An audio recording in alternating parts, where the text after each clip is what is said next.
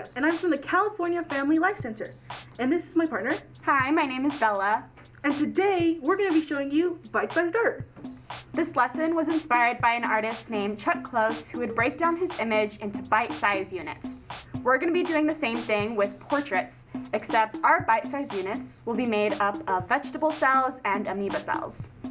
So to start off, we're going to be using our non-dominant hand. I'm right-handed, so I'm going to be using my left hand. And I'm going to be using a black pastel on a white piece of paper. And I'm going to be using a white pastel on black paper. And don't worry if you don't have any pastels at home. We can always use crayons, colored pencils, you can use even markers. And if you don't have white or black paper, you can use cardboard or an old paper bag that you tear open, and that looks really cool. So I'm going to start drawing out my features. I'm going to be drawing a nose. I'm going to start drawing the mouth soon. And you're just doing really simple features, which is why we're using our opposite hand, so that you get these really wiggly, crazy lines, and your opposite hand does some funky stuff. So we're just doing simple features with not a lot of detail because we're going to be going in later and adding a lot more details. So your faces can be stretched, they can be distorted, they don't have to look perfect, they can even be a little bit wacky. And you want your face to have an expression. Mine looks kind of annoyed and tired, so I'm going to add some bags under my eyes and some kind of angry eyebrows like that. Let's add some lines to my face. My character smiles a lot, so they're going to have little dimples.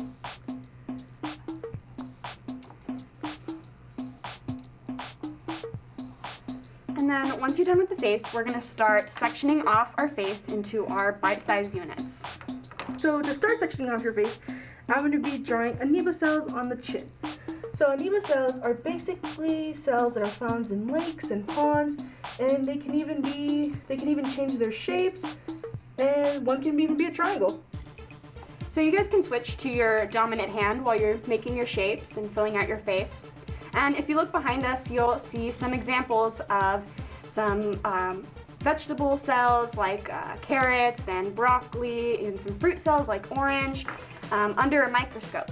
And you can look some up on your own, but you're really just trying to get inspiration off the color and the shapes that you see. So I'm making one that looks kind of like a carrot cell, and I'm adding some oranges and reds. Inside of that, I'm going to add a yellow shape. You know, Isabella, I really like your idea with the other kind of cells. So I'm going to be adding more of a carrot cell, maybe some onion cells right next to my amoeba shapes. And I'm just going to start clustering them together and adding different shapes that fit into the face.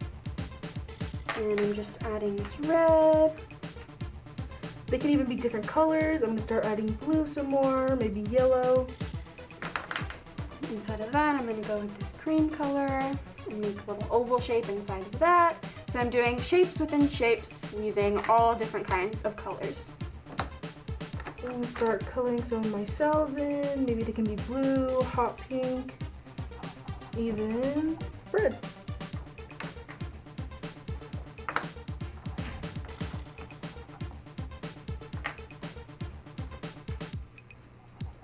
Okay, so I'm just going to keep adding and adding until I have my chin filled out, and then I'll have my mouth, and I'll keep clustering my cell and amoeba shapes together. So this is going to take a bit of time, but we're going to show you some of our work in progress pieces that we've been working on for quite a while. Okay, so this is a piece that I've gotten pretty far along, and you can see how I've kind of morphed my shapes so that they fit into my face. I have some really long shapes for my nose and a kind of diamond and curvy shapes to fit into my nostrils and nose clips. You can see right here on the chin, I added a lot of cool colors. Cool colors are basically purples, greens, and blues. And on my face, I added a lot of warm colors. I have a lot of oranges and reds and pinks, and that contrasts the blues and greens that I have for my features so that they really pop and they don't get lost in all the colors. You can see right here, I really like the idea of adding different kind of cells. So I also added a bunch of carrot cells along the cheeks with a mix of reds, peaches, and oranges.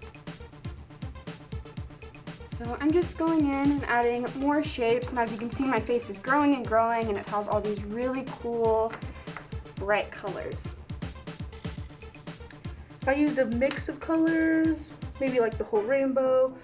I also added a bit of orange right here on the lips with red and yellow. Another method you can use is called Scrafito, and that just means to scratch. And so what you're gonna do is grab a skewer, chopstick, pencil, anything with a point works, and you're just gonna start scratching on top of your pastels and creating a whole new kind of pattern and texture. And it's really fun to do.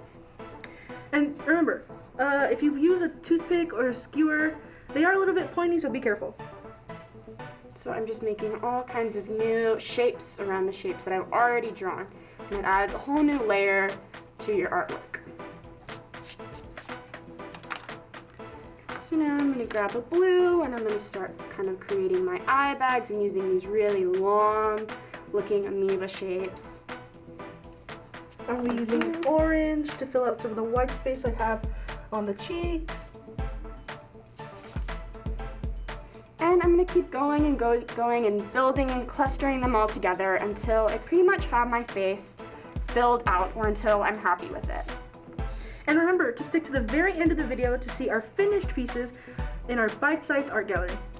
I also recommend looking up an artist named Chuck Close, who, like I said, was the inspiration for this lesson.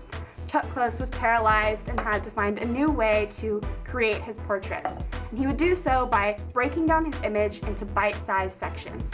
So look up Chuck Close to see how he creates bite-sized sections out of shapes and colors. And remember, bite-sized art is everywhere. So have fun and make sure to keep taking a closer look at things.